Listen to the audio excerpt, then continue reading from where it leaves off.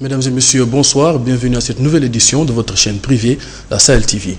Tout de suite, les principaux titres de cette édition. Le journaliste Ahmed Ould Taleb est décédé aujourd'hui. Il faisait partie des victimes du malheureux accident du 22 décembre dans la ville de Tintan.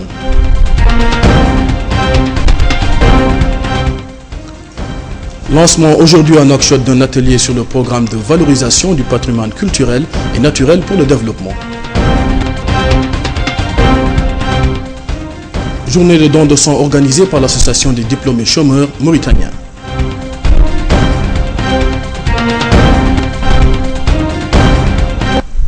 Mesdames et messieurs, bonsoir.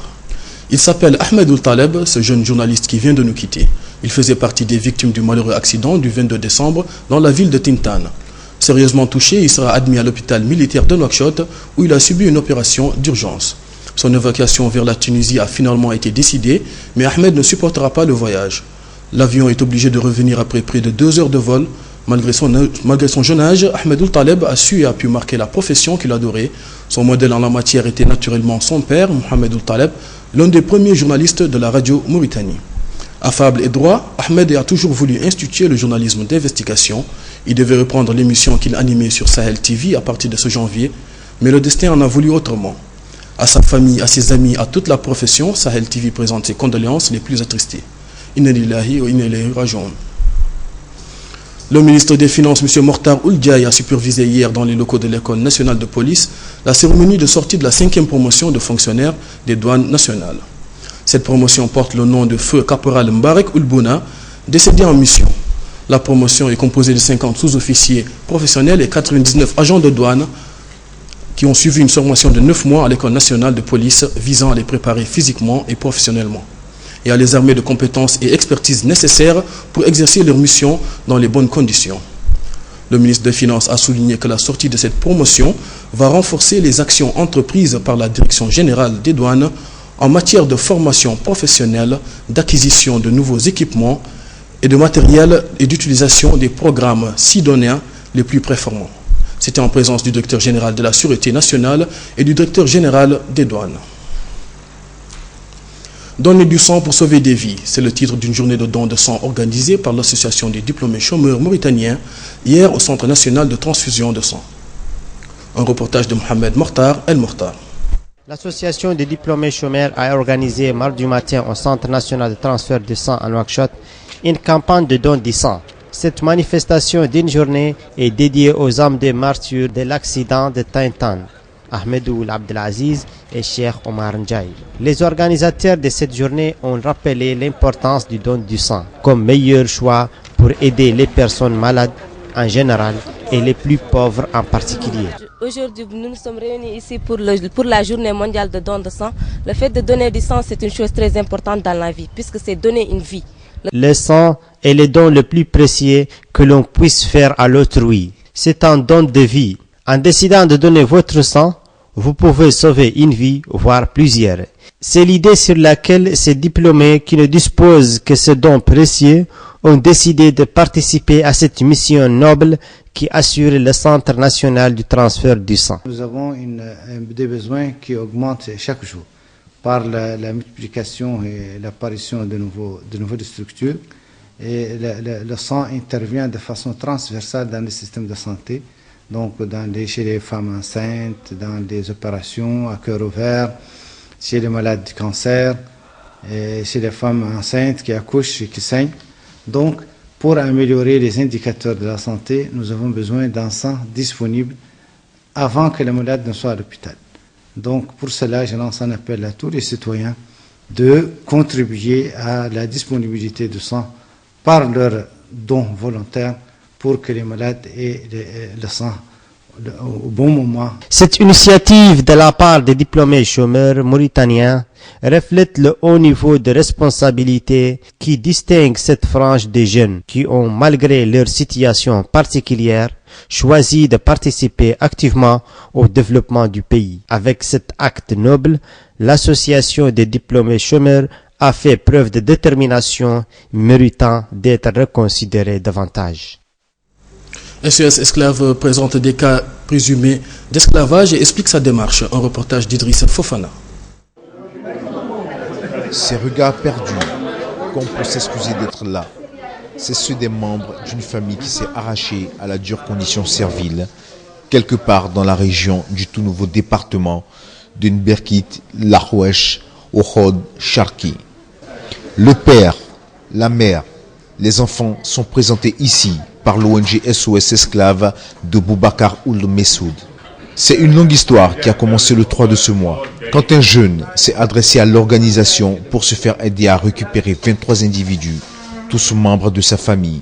C'est justement grâce à l'action de l'antenne de l'organisation, au Hod Sharki et au concours des autorités que la famille a été rassemblée. Ces enfants, ces femmes sont distincts de ceux qui les entourent. Nous les avons emmenés ici pour que vous les voyiez, pour discuter avec eux de leur malheur.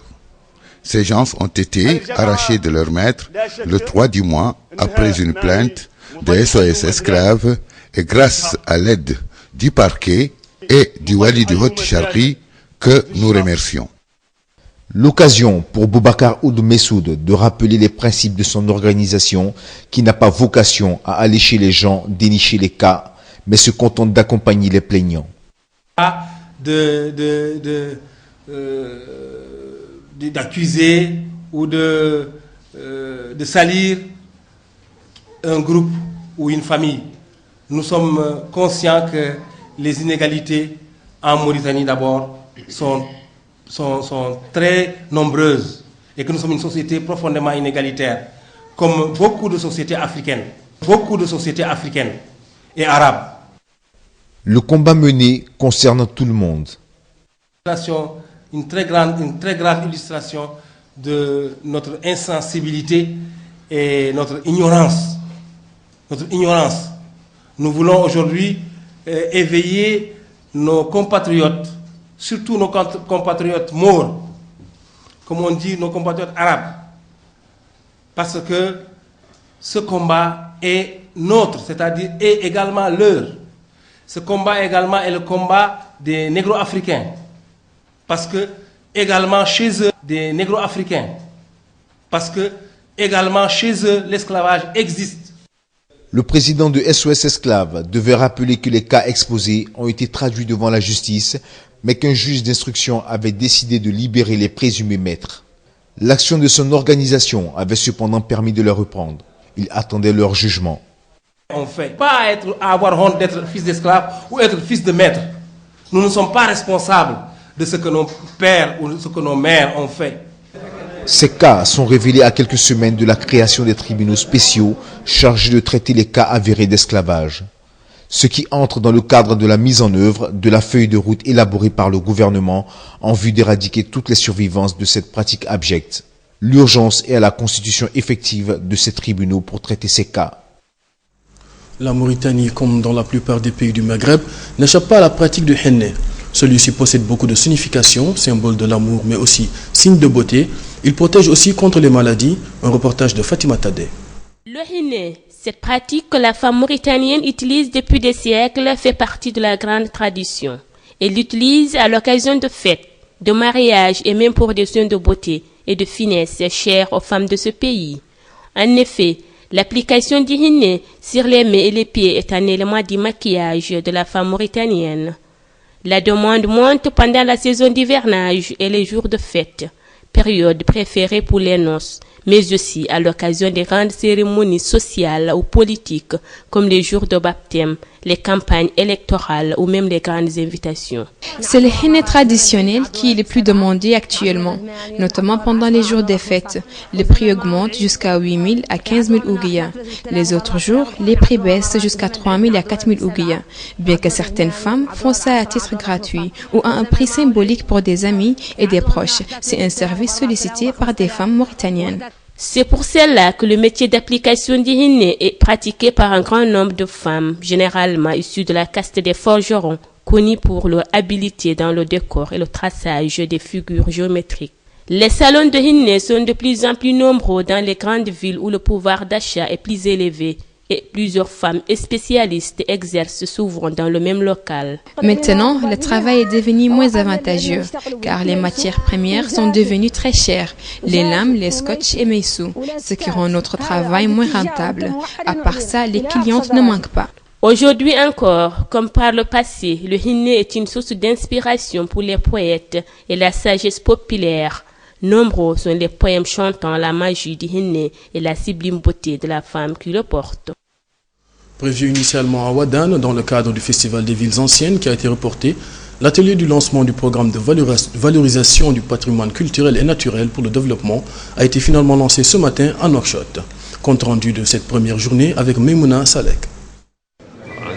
Cet atelier de lancement, qui va durer 2 journées, est sponsorisé par le Programme national intégré pour la promotion de la décentralisation, le développement local et l'emploi des jeunes, un programme qui relève du ministère des Affaires économiques et du Développement. Dans son mot d'ouverture de l'atelier, le directeur de ce programme sponsor exhorte les élus locaux et les jeunes qui participent à la rencontre de profiter de cette opportunité en exprimant leurs préoccupations et leurs visions pour un véritable développement durable de leur collectivité et commune, des éléments essentiels à l'écriture du projet d'exécution de cet ambitieux programme.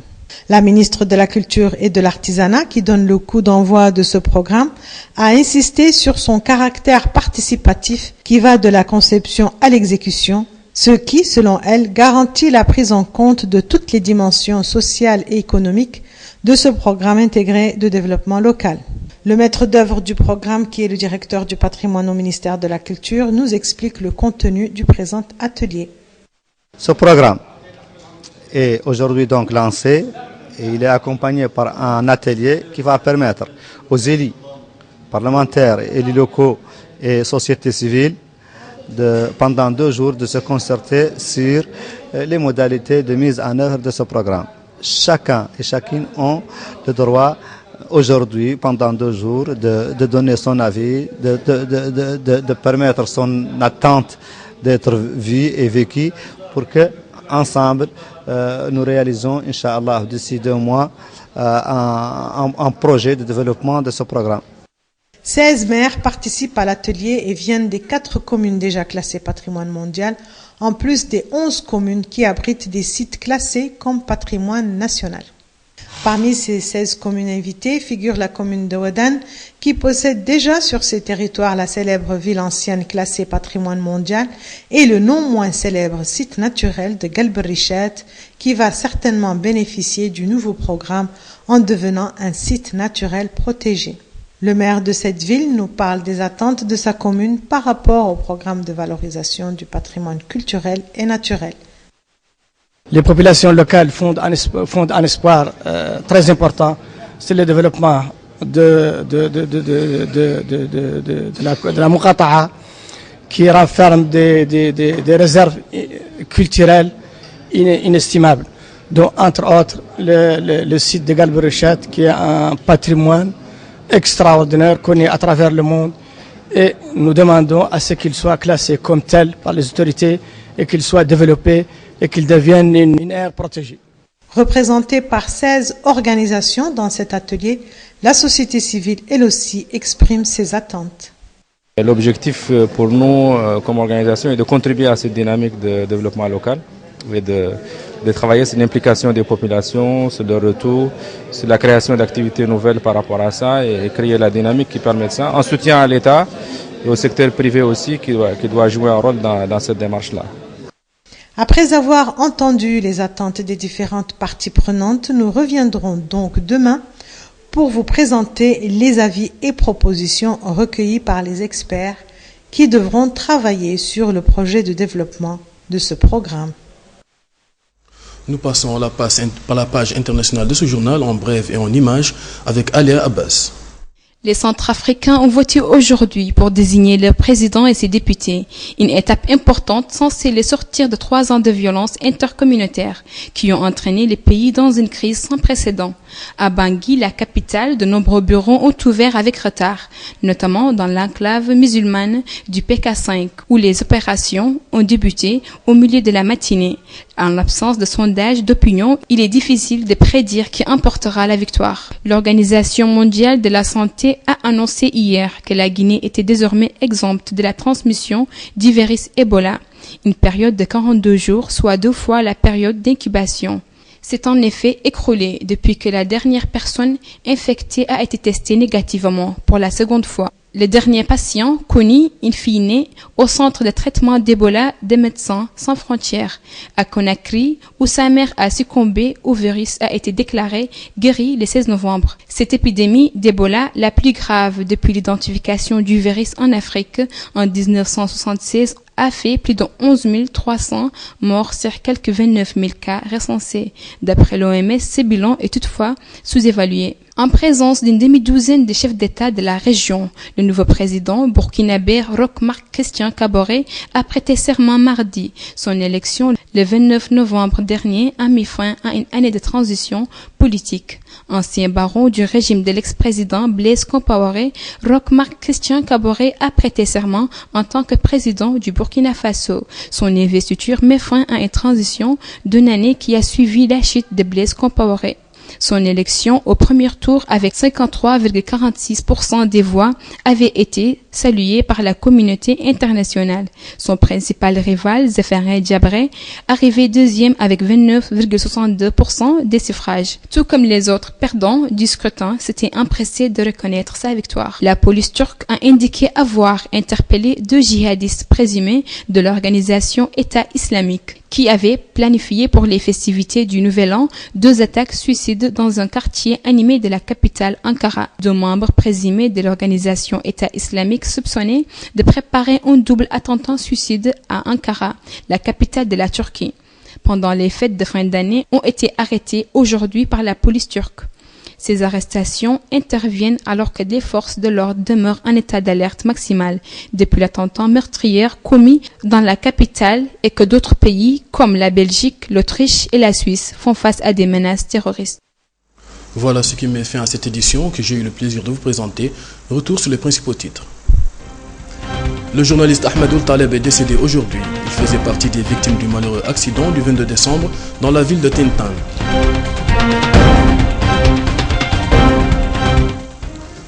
Lancement aujourd'hui à Nouakchott d'un atelier sur le programme de valorisation du patrimoine culturel et naturel pour le développement.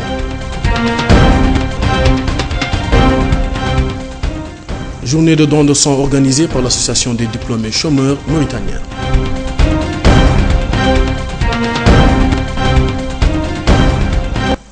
Mesdames et messieurs, merci de nous avoir suivis. L'information continue sur notre site www.sahel.tv. Merci à toute l'équipe rédactionnelle et technique pour la confection de ce journal. Merci et au revoir.